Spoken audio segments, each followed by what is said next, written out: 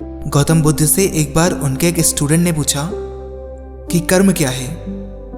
तो बुद्ध ने उन्हें एक कहानी सुनाई कि एक बार एक राजा हाथी पे सवार होके अपने राज्य में घूम रहा था। अचानक से वो एक दुकान के आगे खड़ा हुआ और अपने मंत्री से बोला कि मुझे नहीं पता क्यों, पर मैं चाहता हूं कि इस दुकानदार को फांसी दे दो। मंत्री अचंभित हो गया, पर वो राजा से पूछ पाता कि ऐसा क्यों। राजा और आगे चला गया।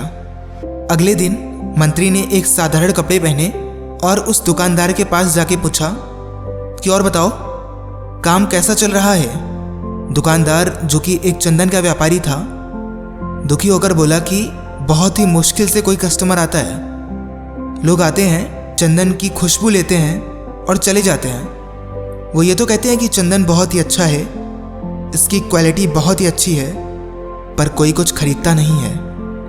और दुकानदार कहता है कि मेरी बस एक ही उम्मीद है कि राजा मर जाए, क्योंकि जैसे ही राजा मरेगा उसके अंतिम संस्कार के लिए चंदन की डिमांड आएगी और इस पूरे एरिया में चंदन सिर्फ मेरे पास है, तो ऐसे में मेरा बिजनेस भी बहुत आगे बढ़ेगा।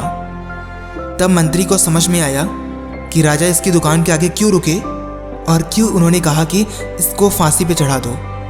उस दुकानदार के निगेटिव थॉट्स, उसके निगेटिव वाइब्रेशंस ने राजा को अफेक्ट किया और उसी के अपोजिट में राजा के अंदर भी वही निगेटिविटी आ गई और उन्होंने भी वैसा ही बर्ताव किया जैसा उन्हें मिला। मंत्री ने एक दिमाग लगाया, बिना ये बताए कि वो कौन है। उसने एक चंदन का टुकड़ा खरीदा और उसे कुछ पैसे दिए। दुकानदार बहुत खुश हुआ। मंत्री ने चंदन की लकड़ी को एक कपड़े पे लपेटा और राजा के पास गया। राजा को चंदन की लकड़ी गिफ्ट करते हुए मंत्री बोला कि ये लकड़ी दुकानदार ने गिफ्ट की है। राजा ने जैसे ही उसे खोला, चंदन की खुशबू से उसके अंदर अलग तरह की पॉजिटिविटी आ गई। राजा बहुत ही खुश हुआ और उसने कुछ सोने के सिक्के उस दुकानदार को भिजवा दिए और खुद ही पश्चाताप करने लगा कि देखो दुकानदार कितना अच्छा है, मैं यूं ही उसे गलत समझ रहा था। उधर जब दुकानदार को सोने के सिक्के मिले तो उसका भी जो भाव है वो बदल गया। वो राजा के गुणगान करने लगा। कहानी के बाद बुद्ध ने बताया कि हम जैसे विचार रखते हैं, हमारा वो भी एक कर्म है।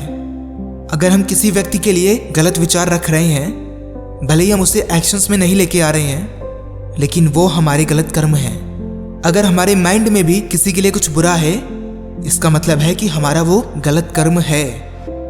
हमारे शब्द, हमारे कर्म, हमारी फीलिंग्स और हमारे एक्शंस, अगर कहीं पे भी कुछ बुरा आ रहा है तो वो आपके बुरे कर्म ही होंगे। आपके विचार भी आपके कर्म ही होते हैं, याद रखिएगा।